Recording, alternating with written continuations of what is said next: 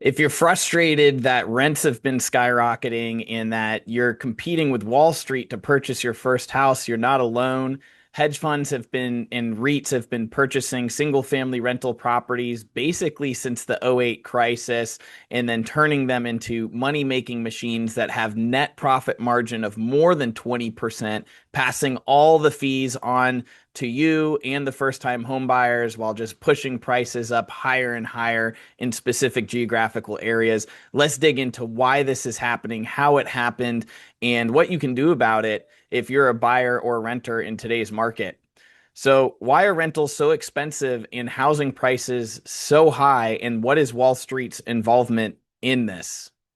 The first thing you want to know is that there's specific geographic areas that institutional investors want to be purchasing in. The majority of them are in the Sun Belt areas or areas where the landlord tenant laws are very favorable to the landlord, where they see a massive amount of migration to that.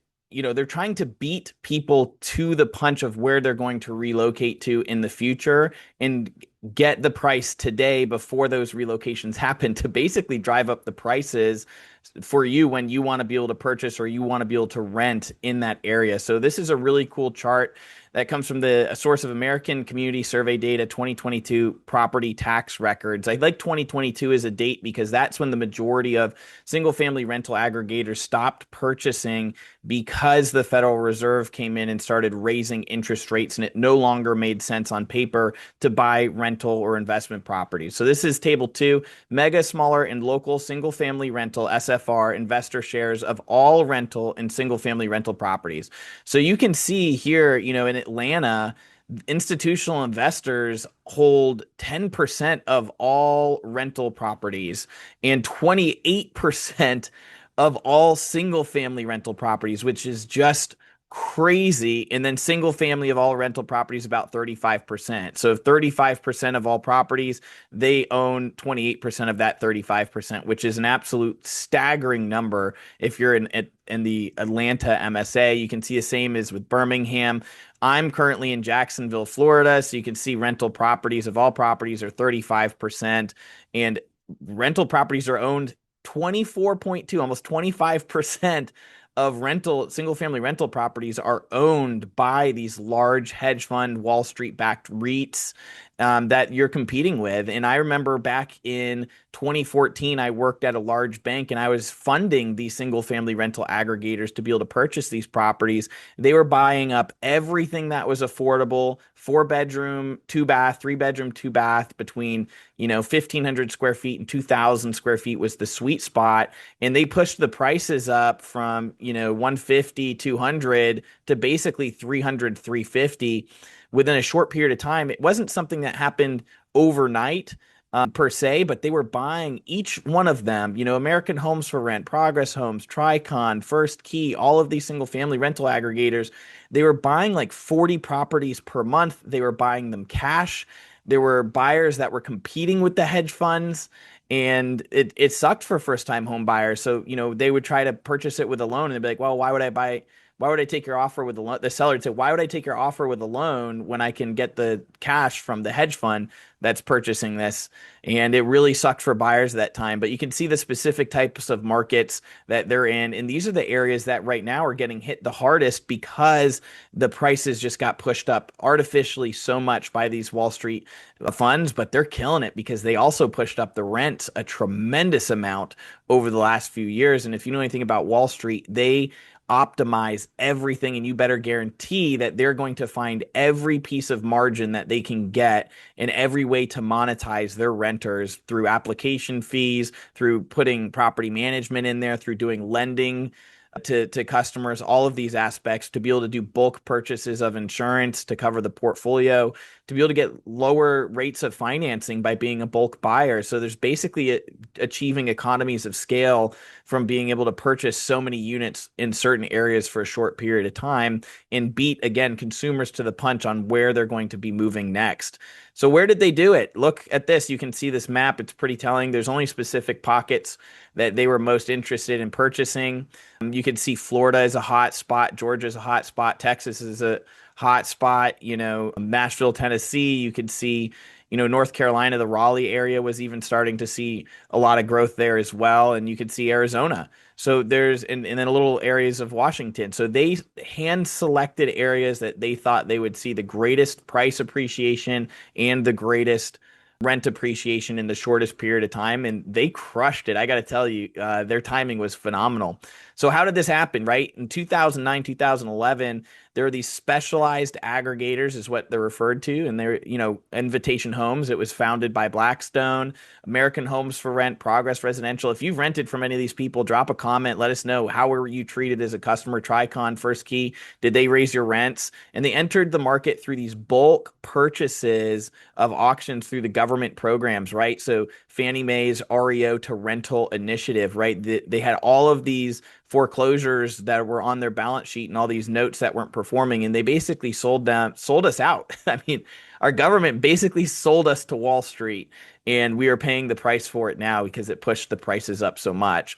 And by 2015, institutional ownership was a new asset class. Single family rentals literally became an asset class after the crisis. They saw a huge opportunity of discounted inventory, and it had grown to, about 300,000 homes, representing 1 to 2% of the national single family rental stock. Today, the estimates of institutional ownership of single family rentals is between 3 to 4%. The most accurate number I've seen is about 3.8% of all single family rentals are now owned by one of these larger institutions that's basically maximizing rent as much as humanly possible. So a June 2022 Urban Institute study counted the portfolios, and about 20% of all homes are owned by investors. Okay.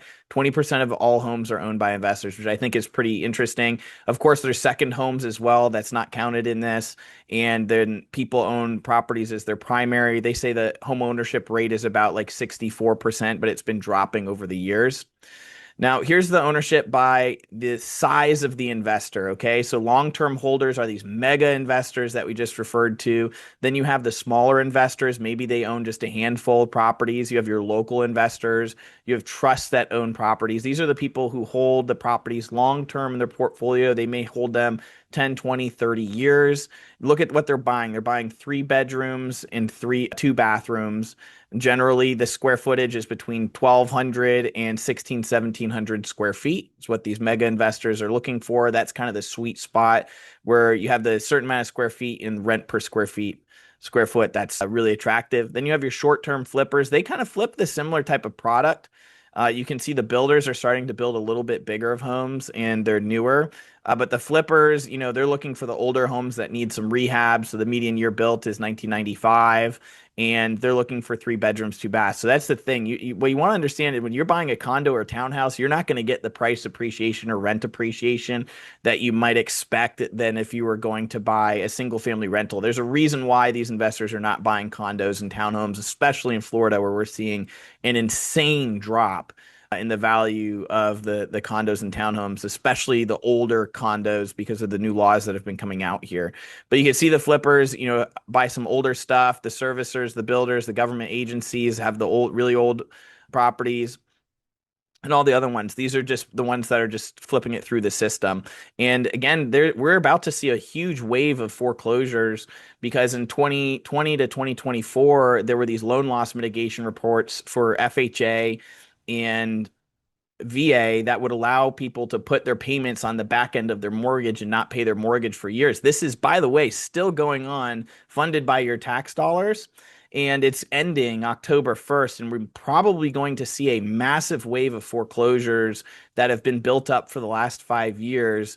And probably what the banks will do is exactly what they did last time, just sell them to these institutional investors so they can turn them into just rental machines where basically, it should come back on the market regular and have the small time flippers basically flip them, and people with cash or first time home buyers who want to be able to purchase them cash, or let them fix it up and then sell it. But most likely it'll go through to these institutional investors first, as it's just more convenient to be able to do that way than versus going through the entire foreclosure process. Now, are they profitable? This is crazy to me. These single family rental REITs are making 17 to 18% profit margin. In some cases, they're making 24 to 25% profit margin. And rental revenues are up year over year. They're up 8%. So, across the board, the rents are going up. In Jacksonville, though, one of the best videos that we've created out there with more than hundreds of thousands of views on it, go check it out. Rentals are dropping here in Jacksonville and they're dropping here in Florida specifically. The builders overbuilt way too much.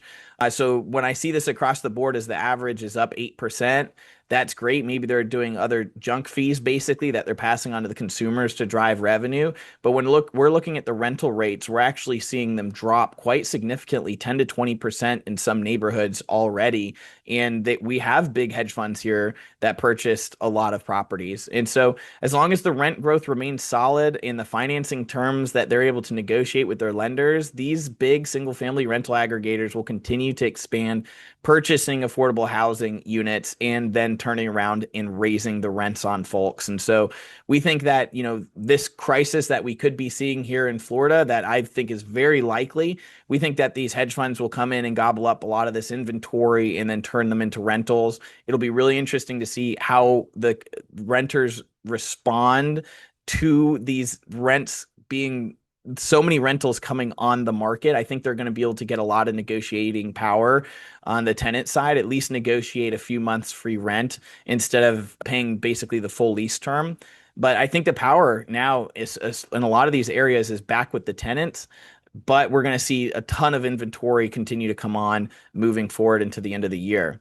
And this is the craziest part about this. We see the median age of the first-time home buyers is skyrocketing. And I think this is in part because these hedge funds have been purchasing so much inventory over the last few years in the affordable price ranges, right? These are the starter homes that they're buying. Absolutely. They're buying 3-bedroom, 4-bedroom, 2-bath homes in, 1,200 to 1,700 to 2,000 square feet.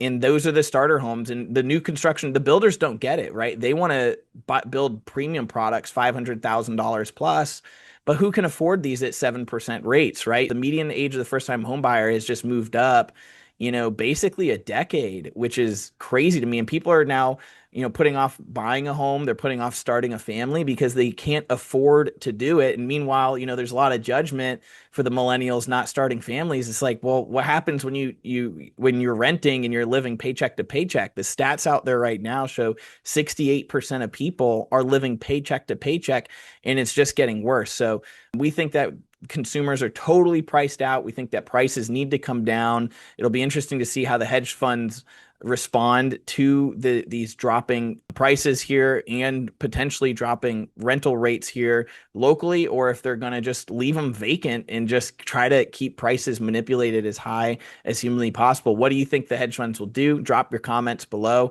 We'd love to hear from you. Thanks for watching. As always, you can subscribe to my Substack. We always talk about things in there that we can't talk about on YouTube, and we'll see you next week. Love you guys. Thanks so much.